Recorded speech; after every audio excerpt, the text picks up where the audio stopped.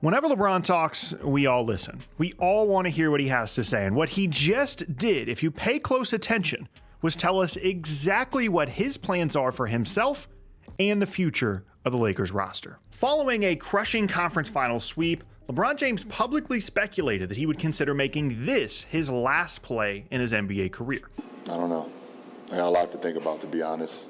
Just for me personally, going forward with the game of basketball. He said that he had a lot to think about, what his future in the game would look like, the kinds of things that we've never heard from him before. He's always been the Iron Man of the league, the guy that before the past few seasons was pretty much never hurt, that still played like an MVP candidate at 38 years old, that openly talked about playing well into his 40s, all until this moment. LeBron has never talked about retirement in a serious way until now. But here's the thing. This was all part of his plan. First of all, you have to understand that this is what LeBron does. On top of all of his incredible on-court accomplishments, he's been one of the greatest media manipulators the league has ever seen. Ever since the disaster that was the Decision TV special in 2010, he's used the media as a tool to further cement his already incredible legacy, and now he just did it again. He had to control the narrative. Think about it. Think about how devastating of an end to the season this was for the Lakers. Starting 2-10, the weirdness with Russell Westbrook, the possibility of missing the playoffs with LeBron again, injuries, uncertainty, and maybe even with the end of the LeBron Lakers era in sight. Then they turn everything around, giving up just one first-round pick to go from play-in team to one series away from a return to the finals. They go through all of that just to get swept out of the conference finals and never look like the better team in the series for a single minute. Normally in that situation, all the talk would be about how LeBron looked old. AD had a bad offensive series. They were actually frauds that just got lucky in the playoffs. But now, we, myself included, are all talking about something else entirely. The possibility of one of the greatest players in the history of the league just disappearing without much of a warning. Everybody starts getting their career retrospectives in order, warm up their GOAT debate topics, they brush off their advanced metrics for LeBron's career. That becomes the conversation, not the embarrassment of the sweep. But that's just a very small part of this. LeBron cares about his image for sure, maybe even more than any player in the history of the league, but he's also a master of leveraging his power within an organization to get what he wants. He did it in Miami in 2010, in Cleveland in 2014, and with the Lakers in 2019, and he just did it again, and he did it for a very specific reason. For the past year, Kyrie Irving has been trying to force his way to the Lakers to join LeBron and win another title. Whether it was in the summer of 2022 when he asked out of Brooklyn, or at the trade deadline when he successfully pushed himself to the Mavs, the goal has always been to get to LA to play with LeBron, which might seem strange given that LeBron was purportedly the main reason that Kyrie wanted to leave the Cavs in 2016. But at this point, LeBron only wants to chase a fifth ring, even if that means bringing in the absolute wild card that is Kyrie. LeBron knows that after 20 seasons, he simply can't carry the Lakers to a title himself. He tried in Game 4 against Denver, and he simply didn't have enough left offensively in the fourth quarter. He knows that he needs another star to make a real run at a title, which means he wants Kyrie. The problem is, the Lakers don't want him. They just went through the entire debacle that was the Russell Westbrook experience and only narrowly saved themselves from that with some brilliant midseason moves. They just established a little bit of stability with their postseason run, and if there's one thing we all know about Kyrie, it's that he brings anything but stability. So what does any of this have to do with LeBron's retirement comments? Well, everything. The Lakers know that they have a closing title window with LeBron even if he decides to return, and they're starting to look towards the future.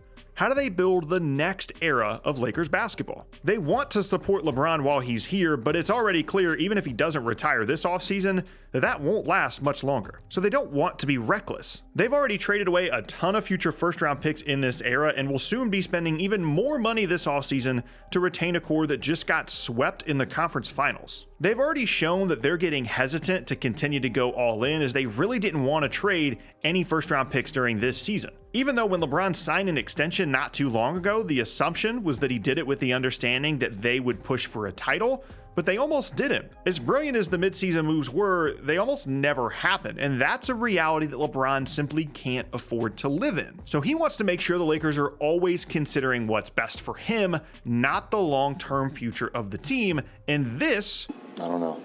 I got a lot to think about, to be honest. Just for me personally, going forward with the game of basketball, is the best way he knows to do that. And this has always been a thing for him, pressuring the team that he's on to constantly contend, even when it doesn't make sense, to make sure that he's happy. In the past, it was free agency. This time, it's retirement. If he can't force the Lakers to do what he wants them to do in free agency since he's under contract next season, retirement is the next best thing. And what he wants, clearly, is to add Kyrie to the team. And think about the position that puts the Lakers in. They can either call LeBron on his bluff, in which case he actually might retire, which immediately turns the Lakers into a mid-tier team in the West, and an expensive one at that, or you can make the Kyrie trade, which, yes, helps you contend, but also you've got Kyrie on the team now, and who knows what would happen next. And what happens next, is what the Lakers are and should be focusing on. Even if they get Kyrie, LeBron's only under contract for next season with a player option for 2024, and that has always been the plan. Having flexibility to change teams to play with his son Bronny if he makes it to the league in 2024 or beyond, which is also hovering over all of this. LeBron is currently operating, clearly, on a year-to-year commitment to the Lakers, but he wants them to make a multi-year commitment to him. Now, to be fair, if all goes well, adding Kyrie in replacement of D'Angelo Russell, for example, makes the Lakers much better on the court and legit contenders next season. And that's what LeBron wants, and that was his entire goal with introducing retirement into the equation. And sometimes this kind of stuff works out, like forcing the Lakers to give up everything for AD earning them the 2020 title. But this time, the stakes are so much higher. If they do this, if they fold to LeBron's threat and give up assets to bring in Kyrie, it could ruin the next decade of their franchise. Because LeBron isn't the only contract issue here. Anthony Davis is also a 2024 free agent, which makes this entire situation that much more difficult. What if, after all of this, in a year, the Lakers have Austin Reeves making $20 million a year, Kyrie on a max, and no AD and no LeBron? Suddenly, just letting LeBron retire instead of trading for Kyrie doesn't seem like that bad of an outcome. And speaking of AD, shouldn't he actually be the priority here? He's much younger than LeBron and isn't nearly in as much control of the organization as he is. So why should they continue to do what he says rather than just build around Davis? LeBron is a fantastic player considering his age, but the level that AD was at defensively in the playoffs shows that he can still be one of the best players in the league when healthy, and risking alienating him should be a concern as well. Now, of course, the power that LeBron holds is why you're more concerned about him than Davis, and even at his age, he's proven to be more reliable than AD, but the question is still worth asking. Why not just build around the guy that isn't 38 years old and threatening retirement? I'm sure Davis wants to keep playing with LeBron as long as possible, but probably not at the cost of playing with Kyrie. The Lakers could sign Davis to a huge extension this offseason, and if LeBron retires and stays retired, they will have cap space and future draft picks to continue to build around AD, with him as the face of the franchise. A core of Davis, Austin Reeves, cap space, and picks doesn't sound fantastic, but it isn't bad depending on who they could get with their cap space, and certainly looks much better than the disaster scenario that I've already mentioned, and they get some freedom from the control of LeBron. And speaking of that, where does this end for LeBron? If they let him just continue to shape the roster the way that he wants with the Kyrie move, you're basically admitting that he runs the team. So what's stopping him from trying to force them to trade AD in a year if he has a bad season, or move on from Austin Reeves, or any number of things? At some point, you might need to call him on his bluff to get some kind of control back, even if that risks retirement. All that sounds nice in theory though, until you realize that pretty much every time LeBron wants something, he gets it because he's really, really good at this.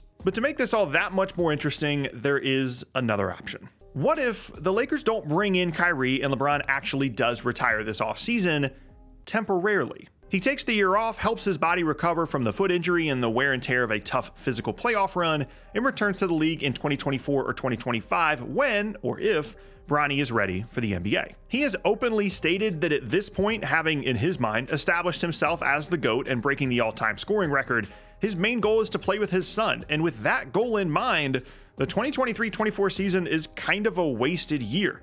Just another year of wear and tear for a team that likely won't be able to truly contend for a title when he could be at home recovering for his return to the league. That is the true threat of all of this for the Lakers.